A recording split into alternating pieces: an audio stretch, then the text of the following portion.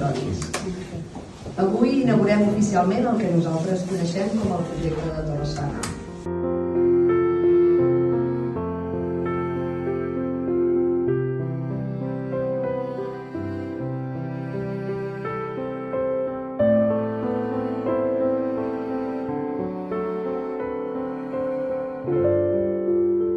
De la inclusió, sinó amb realitats molt palpables cap a la vida independent i cap a la vida en comunitat és extremadament potent.